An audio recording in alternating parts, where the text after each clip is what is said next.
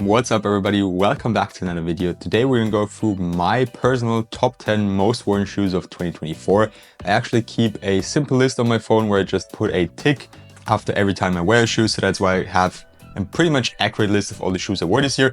And I decided to go through my top 10 with the first pair, or actually number 10 on my list, being the Way of Wade Son of Flash.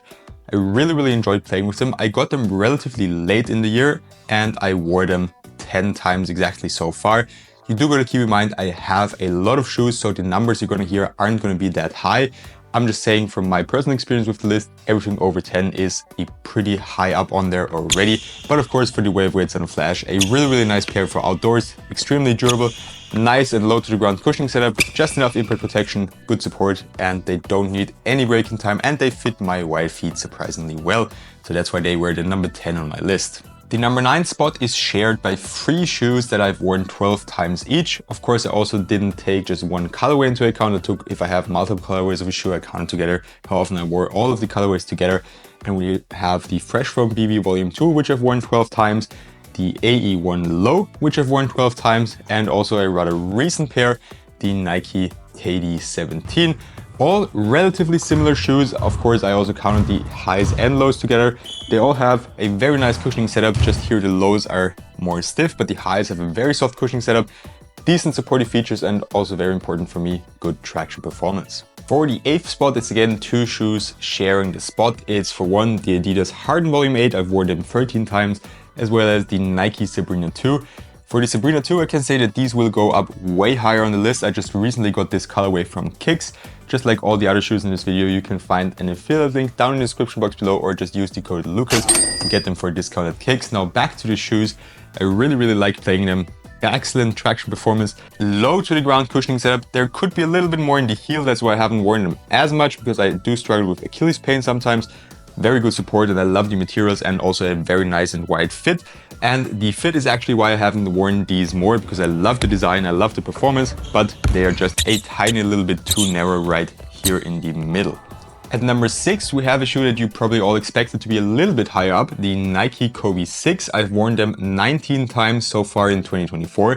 While they were my go-to game day shoe last year, and I've worn them for, I think, actually 18 or 17 games. I just didn't wear them as much in practice because I wanted to keep them clean and fresh. They are already pretty beat up because, of course, games take a way higher tally on your shoes than just practices, but just an amazing performance, one of the best basketball shoes to ever release. So obviously they're going to be on my list. At number 6, we have a relatively old shoe, as the Harden Volume 9 is already around the corner, but I've worn these 21 times so far in 2024. The Adidas Harden Volume 7, of course, you can see my second colorway here behind me. Absolutely love the design. The fit is also great for wide feet. Traction performance was really good. They do pick up a lot of dust, but I'm usually playing on relatively clean courts, and the cushioning setup is what I love so much about them. Nice and comfy in the heel, low to the ground in the forefoot. Just overall one of the comfiest shoes you can get. It's like walking on a cloud while still having a nice and good court feel and responsiveness in the forefoot, which I like. We're cracking the top 5 already, and I've worn the KD16 once more than the Harden 7, so 22 times throughout 2024. An amazing performer. If we're just talking about 2023, these would probably be higher up on the list as well, because I had 2 colorways that I really enjoyed. I love the performance of them, very good traction performance. The translucent pairs pick up a little bit more dust than the solid rubber pairs, but have a slightly better bite in my opinion, if someone is interested in getting them. The cushioning setup, again, is my favorite thing about them. I use them mostly for practices, because that's where I want a really nice and comfy cushioning setup, as opposed to games where I want a nice and low to the ground setup with more responsiveness. At number 4, I had the Nike LeBron 20, so again, an older model, as the LeBron 22 is already out. But if you know, you know, just a beast of a performer. I wore them for 23 times in 2024. Traction performance is amazing. I also love this colorway, and I have another colorway that I just had in the locker room throughout the whole year, so that whenever I felt like it, I could just go and hoop with them. The cushioning setup is also amazing. They perform similar to the Kobe 6 with a little bit more cushioning, so you're a little bit higher off the ground, but they also have some different things that make them really nice. The materials, for one, are softer. They're conform to your feet very well. And what I love about them is here in the heel, we have this Nike Sphere setup. and essentially it will confirm to your feet. It's kind of like memory foam on the pillow. At number 3, we have another shoe from Nike, the Nike GD Cut Free. I've worn them once more than the LeBron 20s. They were worn for 24 times throughout 2024. And if you're wondering why there's so many Nike shoes on there, or why there's no Way of Weight shoe on there, for example, because I always keep saying the Way of Weight 10 is one of the best shoes or the best shoe of all time, that's simply because I have so many different models from Way of Weight and so many different colorways that I just didn't wear one model for that many amount of times. In 2023, I had the Way of Weight 10 up there as one of my most worn shoes, but last year I just didn't wear them as much. And you also have to consider some newer models I got, like the Way of Weight 11 or the also the 12 Encore. I just got them like relatively towards the end of the year, and the fit is pretty damn narrow, and I'm a wide footer. So that explains why there are not as many other brands on this list. These are just the shoes that I got early in 2024 or that just fit my feet extremely well. And that's why I keep playing with them. They're not necessarily the top 10 shoes of the year. There's also going to be a video on that topic, but they're just the shoes that I use the most, that I enjoyed the most. Back to the GD Cut Free, that was a little bit off topic. We have very good traction performance. I wouldn't recommend them for outdoors or for dusty courts. Get the GD Cut Academy, they're cheaper too. The cushioning setup is my favorite thing. Zoom X foam, insanely comfortable, really bouncy too. Good impact protection in the heel, relatively low to the ground and responsive in the forefoot. You already know that I like that. The material is also a highlight, very soft, very breathable. Just don't need any break-in at all.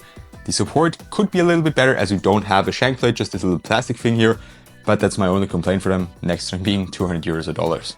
And now at number 2, the only other pair I wore over 30 times with 33 times worn in 2024 is the Nike LeBron 21.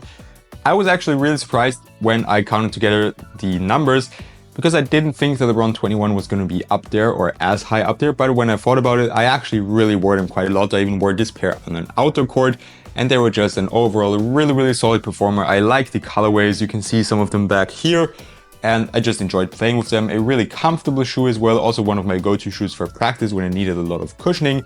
Traction performance was also always very reliable, not the most durable, but very reliable.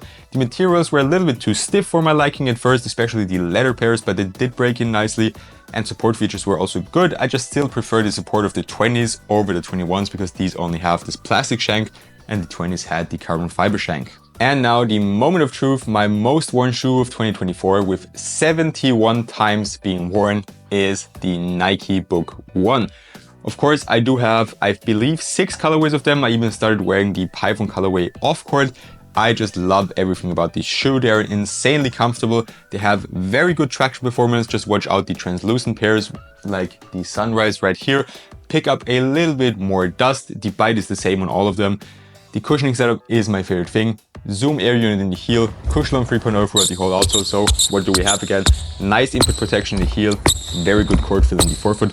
Just how I like it, and that's why they've been worn so much. Support features are also good. We have a small plastic shank in the midfoot, and even though you look to be high off the ground, it's actually not an issue. The materials are also very nice. You have a really wide array of materials available to you, so you can go for leather, canvas, or synthetic leather, or just mesh uppers.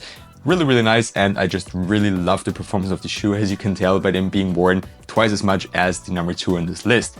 With that being said, that's all I have for you today. If you have any questions, just let me know. I try to explain why there's not as many Way of Weight shoes on the video already. If anything else bothers you, just shoot a question down below and I'll try to answer all of them. Also, if you enjoyed the video, I would really appreciate if you could leave a like and subscribe to my channel. Have a good one and see you next time.